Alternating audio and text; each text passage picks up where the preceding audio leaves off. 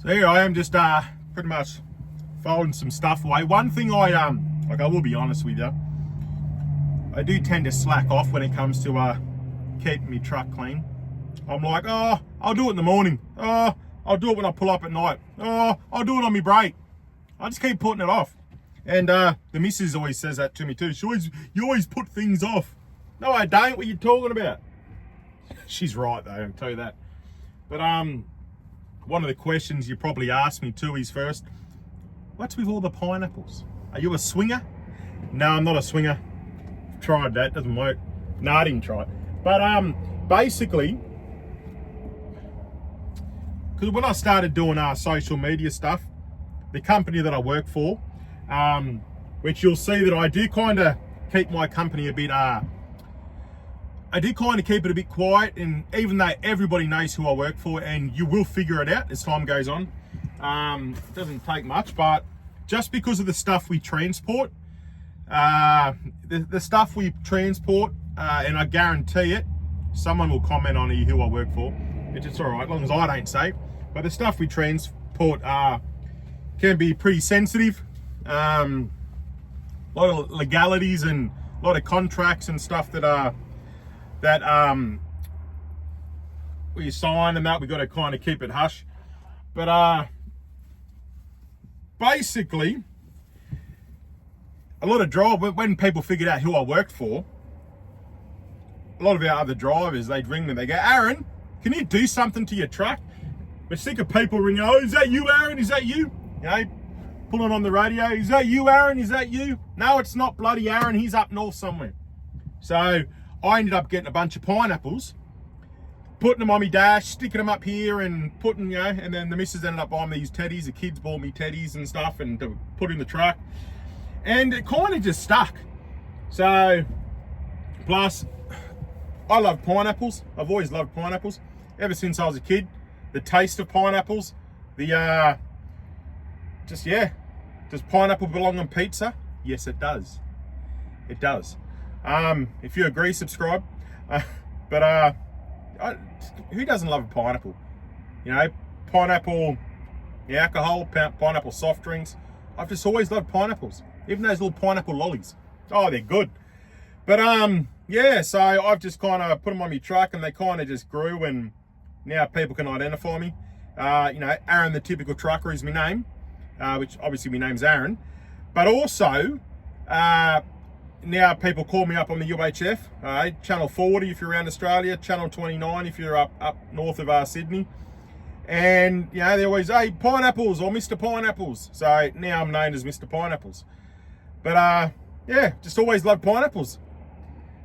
But, I've been driving trucks now for what? Been driving trucks now for about, 13, 14 years. And I did start from the bottom. I started from the bottom, pretty much driving a truck, delivering jumping castles, setting jumping castles up. And when I drove that little truck, I thought, you know what, this is pretty cool. Little truck, I liked it. And then I ended up getting another job with the, after that, I got my MR license. Ended up driving for about a year and a half with the Salvation Army. Just doing pickups of furniture that people were donating. So they could take them to Salvo stores and sell them. And, I started doing that. Then I eventually got me upgraded to my HC. So me big truck license, or as Americans, know them as the semis. Started doing that. Then I ended up getting a job with this company that I'm with, and I've been with them now for about coming on 8 years now. And unless I get offered a really good deal, I'll never leave this company. Just because we get a brand new truck, 0 kilometers on it, every year and a half ish, about that. They're always updating their fleets. Plenty of work, plenty of overtime, never run out of work. And you know what? All in all, the company looks after me.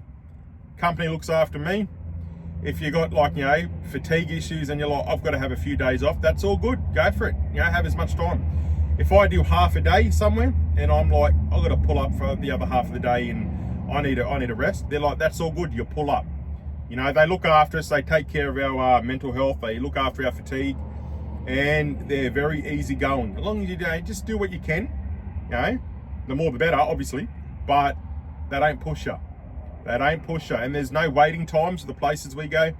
It's always, 24 hours a day we can operate. You pull in, you pull up, you unload, you reload, you get out. There's no waiting, and even the pay. The pay is some of the highest in the industry. So this company really looks after us. And even just the freight, the stock that we do. Look, I'll say, people know I transport cars, right? I'm a car carrier driver. I transport cars pretty much all around Australia. More like you get Australia, slice it straight down the middle, and from Adelaide over, we do. So basically, Brisbane, Sydney, Melbourne, Adelaide, and everywhere in between. All the small dealerships in small towns, country places, country towns, everywhere. Which is why I want to do this channel too, because by doing this channel, you get to see the places that we actually go. And even small towns people didn't even realise existed. Now, I didn't even know. They're like, take these cars to this town. I'm like, yeah. And then, even once I said to the missus, Mrs. rang me, oh, where about are you? So I'm at Kalungaluk. She's like, and you don't have to make up town names if you don't want to tell me where you are. I said, that's a real town, Kalungaluk. And she's like, sounds like an African name. Kalunga.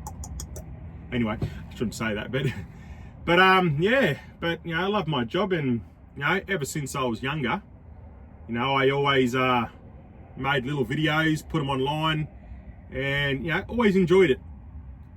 And then I during COVID, actually it was during COVID, I done a couple of, which you've probably seen them. A lot of people around the world have probably seen them actually, because they did go viral, but just doing different truck characters.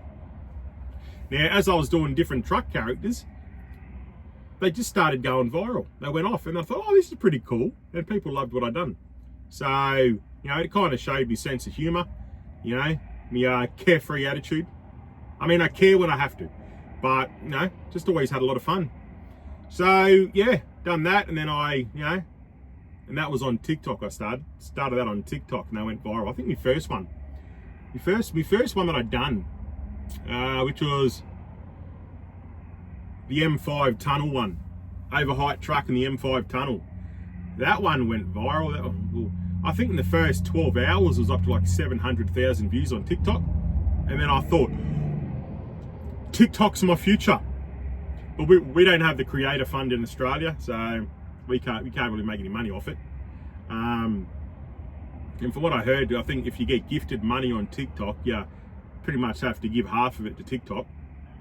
But yeah, so I done that. Then I ended up starting up a Facebook page, and that kind of went off. And then I ended up getting monetized on Facebook. I thought, sweet, I can make money, and then I can use that money to put it back into the transport industry and give stuff to our drivers and help them out and talk about issues out on the road and show the hard times and the family life and this and that, but also have fun and show the fun side of it and why truck driving in Australia is awesome, and the culture, and it's awesome. And then some bloody knob in Dubai sent me a fake bloody link which looked absolutely legitimate. It was genuine, man, I'm telling you. I reckon Zuckerberg was even involved. That's how genuine it looked. And then I got the link. You got the blue tick. Oh, sweet. I'm on there. That's a weird thing to ask for, but all right. Go into your coding side of your page and give you that number. All right. Facebook, it's legit. Next, dickhead bloody took me page, took control of it. I put I had about 10 grand that it was owing to me. It's been over a year now. It's been over a year and haven't got the money back. Facebook keeps saying, Meta, I've been on emails, phone calls, everything with Meta, because I've now got the legitimate, authentic blue tick on my Facebook page, which is Aaron the Typical Trucker. And basically been onto Meta, payments teams and meta support and all that stuff, and got nothing off them. A lot of them did help, but then they kind of just passed the buck. And then I've asked them, when does my monetization get fixed up? Because now when I say that we had about 10 grand, I contacted them straight away and Meta put it on hold, so the scammers could not take it. Then after a while working with it, going through, they finally kicked them off, got rid of them, gave me full control back of my page, and I got it back. Then that money was in there for so long, and I kept asking them, when am I going to receive it? When is it going to get cleared? And they kept saying, oh, yep, you'll get it the next payout cycle. All right, sweet, didn't come. Asked them again, next payout, didn't come. It went on for about 4 or 5 months. And then basically just still never got it. And then I'm like, you know what? Look, I don't care about the 10 grand.